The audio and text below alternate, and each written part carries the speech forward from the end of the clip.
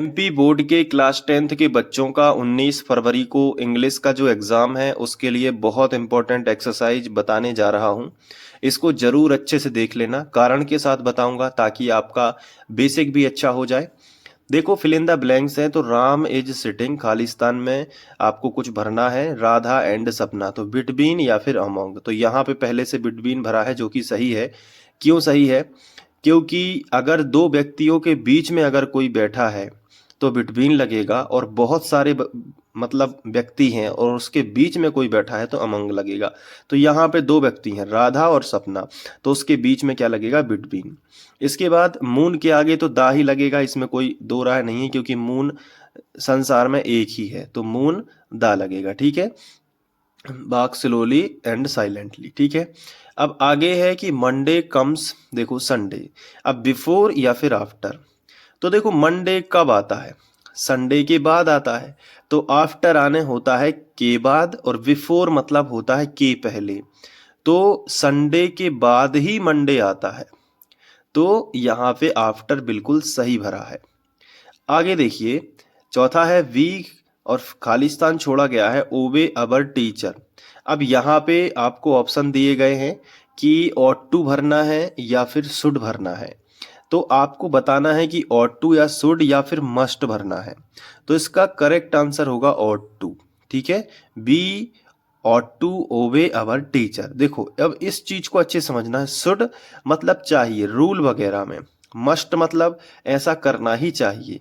लेकिन ought to का इस्तेमाल कब होता है? जब किसी आज्ञा का पालन हो, कोई रिस्पेक्ट वाली चीज हो, तो ऑट टू का इस्तेमाल वहां पे आपको करना है। अगर कोई रिस्पेक्ट वाली चीज है तो यहाँ पे ऑट टू लिखेंगे। अगला है द बुक इज, फिर इसके बाद खालिस्तान छोड़ा गया है, फिर इसके बाद लिखा है द टेबल।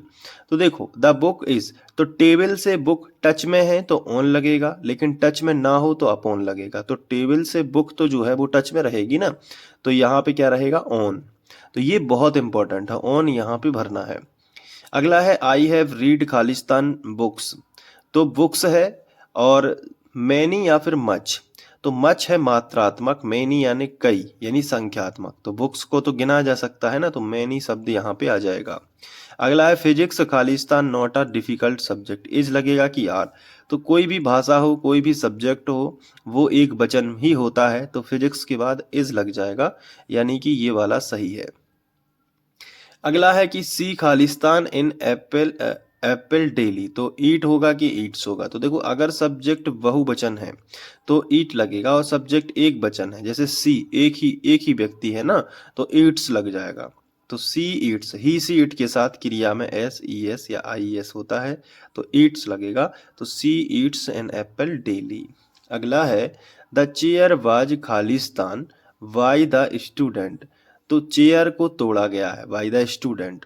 तो मतलब ये एक वॉइस है, वॉइस है। वाई शब्द से पता चल गया कि ये एक पेसिव वॉइस है, और पेसिव वॉइस में क्रिया का तीसरा रूप यानी ब्रोकन ही यहाँ पे इस्तेमाल किया जाएगा। तो the chair was broken by the student, यानी कुर्सी को स्टूडेंट के द्वारा ही तोड़ा गया है, छात्र के द्वारा ही तोड़ा गया, विद्यार्थी के द्वारा ही तोड़ा गया है। अगला है सी खालिस्तान हर होमवर्क डेली। तो वह अपना होमवर्क रोज करती है, तो डू क्रिया रहेगा, लेकिन सी है तो ही सी इट के साथ क्रिया में एस ई एस या आई एस, तो डज लग जाएगा यहाँ पे। तो इसमें आपको यहाँ पे डज भरना है। अगला है सी एज सिटिंग खालिस्तान द क्लासरूम, इन लगेगा कि इन टू लगेगा? बता दो। तो यहाँ पे आपको बताना है कि इन लगेगा कि, देखो she is sitting in the classroom, तो दा शब्द है ना, तो दा के पहले इन ही लगता है, तो इन दा है ना, इन और दा की जोड़ी होती है, तो यहाँ पे इन ही आपको भरना है। अगला है मोना डाइड, ठीक है, खालिस्तान मलेरिया।